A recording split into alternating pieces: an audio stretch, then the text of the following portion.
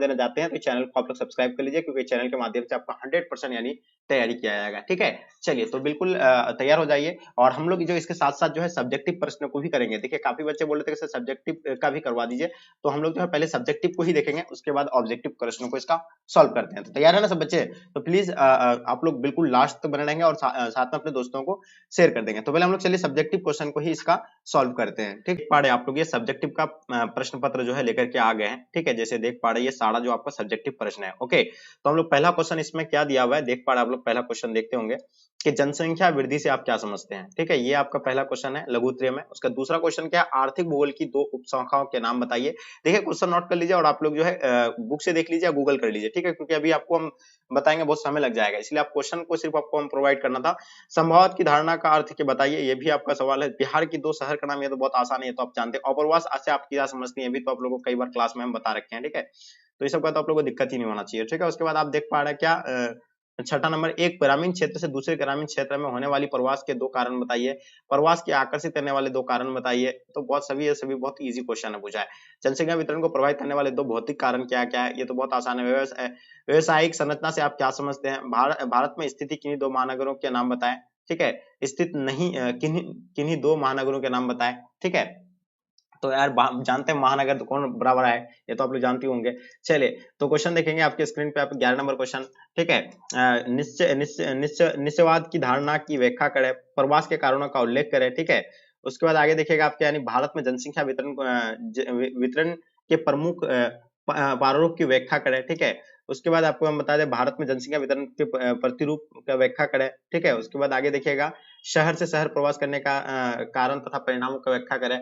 मानव भूगोल के विकास की व्याख्या करें। तो ये सारा क्वेश्चन हम आपको ऑलरेडी पढ़ा रखे हैं। ठीक है, अगर आप लोग जानना चाहते हैं, आपको कुछ संख्या जनसंख्या वृद्धि से आप क्या समझते हैं। देखिए किसी स्थान पे निश्चित समय में जो है जनसंख्या जो जन्म दर जो होती है उसका वृद्धि जो होती है, उसको हम लोग क्या कहते हैं, जनसंख्या वृद्धि कहेंगे। सिंपल साधारण भाषा में आपको बता जब और बिहार का अगर दो शहरों का नाम आप लोगों को पता है, पटना है। हाँ, पटना हो गया, या आप अपना जिला में कोई आपका कोई भी जिला का भी नाम दे सकते हैं उसमें। ठीक है, ठीक है, जो बहुत ज्यादा प्रचलित है। ठीक है, उसके बाद आप देखेंगे अप्रवास से आप क्या समझते हैं। तो अप्रवास से आप लिए तो बहुत ही आसान है ये क्वेश्चन, ये भी क्वेश्चन मैं आपको कराया था। उसके बाद आप लोग को फिर छोटा छोटा क्वेश्चन हम आपको बता देते हैं। ठीक है, देखिए जनसंख्या वितरण को प्रभावित करने वाले भौतिक कारण, देखिए जलवायु होता है, फिर स्थलाकृति होता है। तो ये इस तरह का ये आपको दो कारण बताया। किसी भारत में किसी ने दो महानगरों का नाम, मुंबई और दिल्ली सबसे बड़ा है, कोलकाता है, कितना सारा है महानगर। ठीक है, चलिए तो आगे ये तो आप लोग का हो गया। इस तरह का आप लोग जो है लिख लीजिएगा। ठीक है, क्वेश्चन पेपर को देख लीजिए, इन लोगों को नोट कर लीजिएगा, यही आपका पेपर है। ठीक है, तो चलिए डियर आगे हम लोग ऑब्जेक्टिव प्रश्न को जो आप सॉल्व करते हैं। ओके, क्वेश्चन आ गया है, जैसे देख पा रहे हैं आप लोग, रेडजल ने भूगोल के किस शाखा के विकास में योगदान दिया। चलिए पहला क्वेश्चन आपके स्क्रीन पे आ गया है। तो हम लोग जानते हैं कि देखिए रेडजल ने जो है भूगोल के किस इसमें योगदान दिया था। तो हम लोग जानते हैं वो जो है मानव भूगोल में जो अपना योगदान दिया था। ठीक है, जिसको मानव भूगोल का जनक भी बाद में कहा गया। ठीक है, तो इसका आंसर आप लोग का प्यारे बच्चों राइट आंसर हो जाएंगे। ठीक है, नेक्स्ट क्वेश्चन की ओर चलते हैं। क्वेश्चन नंबर दूसरा आपके स्क्रीन पे, निश्चयवाद की धारणा के अनुसार कौन सा घटक जो है महत्वपूर्ण है। देखिए निश्चयवाद की अवधारणा के अनुसार अगर देखा जाए तो महत्वपूर्ण के घटक की अगर बात किया जाए प्यारे बच्चों, तो इसका आंसर आप लोग का क्या हो जाएगा, प्रकृति जो है इसका क्या महत्वपूर्ण घटक होगा, किसके अनुसार, निश्चयवाद के अनुसार। ठीक है, तो इसका आंसर आप लोग का ऑप्शन डी राइट आंसर हो जाएंगे। वहीं बात करते हैं तीसरा नंबर क्वेश्चन, भूगोल की कौन सी शाखा प्रकृति और सामाजिक पर्यावरण के सह संबंधों का अध्ययन है। तो प्यारे बच्चों आपको पता होना चाहिए भूगोल के कौन सी शाखा प्रकृति और सामाजिक पर्यावरण के सह संबंधों का अध्ययन है। तो हम लोग जानते हैं इसका आंसर आप लोग का क्या हो जाएगा, तो ये जो होगा आपका मानव भूगोल हो जाएगा, यानी ऑप्शन आप लोग का ए प्यारे बच्चों राइट आंसर हो जाएंगे। नवनिश्चयवाद की धारणा किसने दिया था। देखिए नवनिश्चयवाद की धारणा देने वाले जो थे कौन थे, ग्रिफिथ टेलर थे। या आपको कहीं यही आपका जो है बिल्कुल इसी तरह का आप लोग एबीसीडी करके उतार लीजिएगा। ठीक है, यही आपका पेपर है ओरिजिनल वाला। क्वेश्चन नंबर 5 देखेंगे, आचरण भूगोल भूगोल की किस शाखा की उपशाखा है। देखिए आचरण भूगोल के बारे में बताना है, ये भूगोल की कौन सी उपशाखा है। तो प्यारे बच्चों हम लोग जानते हैं 5 नंबर क्वेश्चन का जो आंसर होगा आप लोगों का, तो ये हो जाएगा आपका यानी सामाजिक भूगोल, यानी ऑप्शन आप लोग का बी राइट आंसर हो जाएंगे। ठीक है, व्यवहार भी भूगोल जो है सामाजिक भूगोल के अंतर्गत आएगा। क्वेश्चन नंबर 6 देखेंगे, भूगोल की कौन सी शाखा मार्क्स के विचारों से प्रभावित है। देखिए भूगोल की जो है कौन सी शाखा मार्क्स के विचारों से प्रभावित है। तो हम लोग जानते हैं प्यारे बच्चों ये जो आंसर की अगर बात किया जाए तो ये मानववाद भूगोल, इसका आंसर आप लोग का परफेक्ट आंसर हो जाएंगे। ओके, चलिए क्वेश्चन नंबर 7 देखिएगा आपके स्क्रीन पे, भूगोल में गणितीय तकनीकों के प्रयोग को क्या कहते हैं? देखिए भूगोल में जो है गणितीय तकनीक को क्या कहते हैं, इसके बारे में आप लोग को बताना है। तो हम लोग जानते हैं उसको जो है मात्रात्मक क्रांति कहा जाता है, और इसका आंसर आप लोग का मात्रात्मक क्रांति राइट आंसर हो जाएंगे। ओके, चलिए वही बात करते हैं क्वेश्चन नंबर 8 आपके स्क्रीन पे, विश्व का सबसे अधिक जनसंख्या वाला देश कौन सा है? तो प्यारे बच्चों आपको पता होना चाहिए विश्व का सबसे अधिक जनसंख्या वाला देश की अगर बात किया जाए तो आप लोगों को पता होगा भारत, अपना भारत जो विश्व का सबसे बड़ा जो है क्या जनसंख्या वाला देश है। और एक चीज और भी आप लोगों को बता दें कि पहले चीन था, लेकिन अभी जो 1 नंबर पे था भारत आ गया। ठीक है, वहीं बात करते हैं 9 नंबर क्वेश्चन, किसी स्थान की कुल जनसंख्या तथा कुल क्षेत्र के अनुपात को क्या कहते हैं? बताइए, किसी स्थान की कुल जनसंख्या तथा कुल क्षेत्रफल के अनुपात को जो कहा जाता है उसका जनसंख्या घनत्व कहा जाता है, और इसका आंसर प्यारे बच्चों ऑप्शन सी आप लोग का राइट आंसर हो जाएंगे। 10 नंबर क्वेश्चन, निम्न में से किन क्षेत्रों में जनसंख्या घनत्व कम पाया जाता है? देखिए आप लोग जानते हैं कि जहां उच्च ताप होगा वहां जनसंख्या नहीं पाया जाएगा, बिल्कुल भी नहीं पाया जाएगा। मरुभूमि में बिल्कुल भी लोग नहीं रहना पसंद करेंगे। ठीक है, रेगिस्तान में लोग घर नहीं बसाते। ठीक है, उसके बाद पर्वतीय क्षेत्रों में बिल्कुल बहुत कम बसाते, लेकिन बहुत नहीं के बराबर। ठीक है, तो इसका आंसर आप लोग का इनमें से सभी हो जाएगा, यानी ऑप्शन आप लोग का डी प्यारे बच्चों राइट आंसर हो जाएगा। क्वेश्चन नंबर 11 देखेंगे, निम्न में से यानी कौन जनसंख्या जमाव को आकर्षित करता है? देखिए जनसंख्या जमाव जो है आकर्षित करने वाला कारक कौन सा है? बेरोजगारी से जनसंख्या जमा नहीं हो सकता है।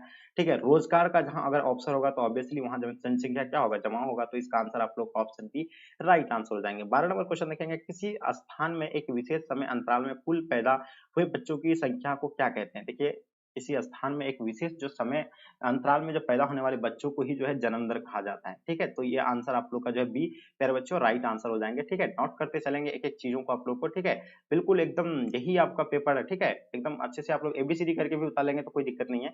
13 नंबर क्वेश्चन देखेंगे, किसी नए स्थान में जाकर बसने वाली जनसंख्या को क्या कहते हैं? देखिए किसी नए स्थान में जाकर बसने वाली जनसंख्या को हम लोग क्या कहते हैं? तो उसको अप्रवासी कहेंगे। ठीक है, तो इसका आंसर आप लोग का प्यारे बच्चों राइट आंसर हो जाएंगे। ओके, चलिए क्वेश्चन नंबर 14 देखेंगे, निम्न में से कौन से कारक मृत्यु में गिरावट के लिए उत्तरदायी है? देखिए मृत्यु दर को जो गिरावट करता है, पहली बात महामारी पर नियंत्रण। ठीक है, अगर महामारी पर नियंत्रण कर लेगा तो मृत्यु दर क्या होगा? निम्न हो जाएगा। संक्रमण एवं रोग पर नियंत्रण, अगर रोग पर यानी बीमारी पर नियंत्रण कर लेगा तो ये दोनों जो होगा क्या होगा? यानी कम हो जाएगा। तो इसका आंसर आपको क्या हो जाएगा? सी जो है प्यारे बच्चों राइट आंसर हो जाएंगे। ओके, क्वेश्चन नंबर 15 देखेंगे, जनसंख्या संक्रमण सिद्धांत की किस अवस्था में जन्म तथा मृत्यु दर दोनों ही उच्च होती है? तो बताइए प्रथम या द्वितीय या आपका तृतीय या चतुर्थ? हम लोग जानते हैं प्रथम अवस्था में जो है जन्म दर भी उच्च होता है और मृत्यु दर भी जो है क्या होता है? उच्च होते हैं। तो इसका आंसर आप लोग का ए राइट आंसर हो जाएंगे। क्वेश्चन नंबर 16 देखेंगे, भारतीय जनगणना किस वर्ष यानी किस वर्ष के अंतराल में होता है? देखिए कितने वर्ष के अंतराल में होता है? हम लोग जानते हैं जनसंख्या जो है 10 वर्ष के अंतराल पे होता है, और इसका आंसर आप लोग का बी प्यारे बच्चों राइट आंसर हो जाएंगे। तो बच्चा वाला सवाल है, सब तो पूछा गया है। 17 नंबर क्वेश्चन, 2011 की जनगणना के अनुसार भारत का कौन सा राज्य सबसे अधिक जनसंख्या वाला है?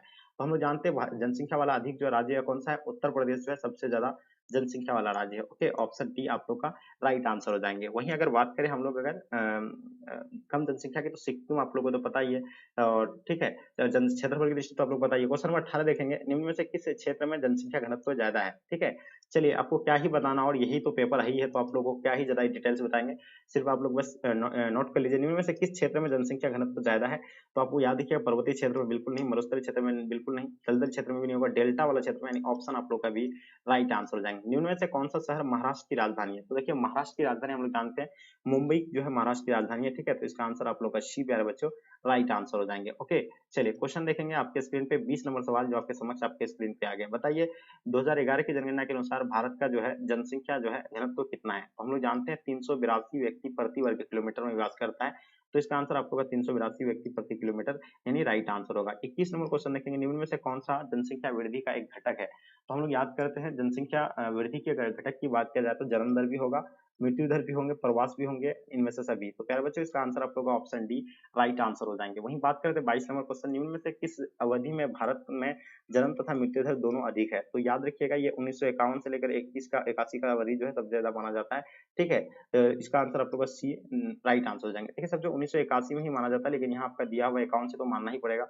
शिलोंग किसकी राजधानी है? तो हम लोग जानते हैं शिलोंग जो है मेघालय का राजधानी कहाँ है? शिलोंग है। तो इसका आंसर आप लोग का जो है बी राइट आंसर हो जाएंगे। ओके, चलिए क्वेश्चन देखेंगे 24 नंबर क्वेश्चन, निम्न में से किस वर्ष में राष्ट्रीय युवा नीति शुरू की गई थी?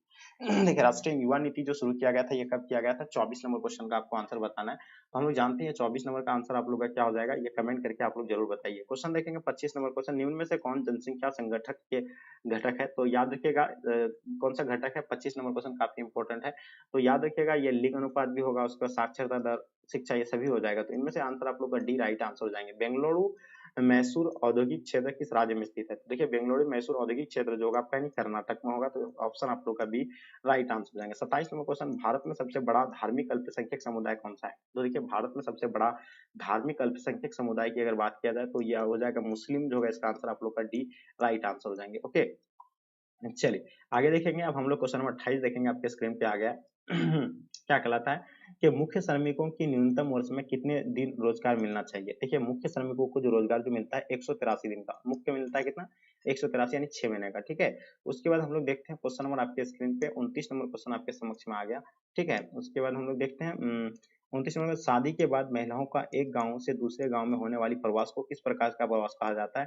देखिए उसको जो है आंतरिक प्रवास भी कहेंगे हम लोग, क्या कहेंगे उसको? आंतरिक प्रवास कहेंगे, ग्रामीण से ग्रामीण प्रवास भी कहेंगे, अस्थायी प्रवास भी कहेंगे। तो इसका आंसर आप लोग का ऑप्शन डी राइट आंसर हो जाएंगे, ठीक है। अब हम लोग बात करते हैं लास्ट और अंतिम क्वेश्चन, जो आपका पेपर का लास्ट क्वेश्चन है। आप लोगों को पता है कि 30 ही प्रश्न जो है पूछे जाते हैं, ठीक है। हुगली नदी के सहारे कौन सा उद्योग विकसित है? कपास बिल्कुल नहीं, क्योंकि कपास तो है ही नहीं, उससे तांबा भी नहीं होगा ये। तो जूट के लिए बिल्कुल ये आंसर आप लोग का जो है बी प्यारे बच्चों राइट आंसर हो जाएंगे।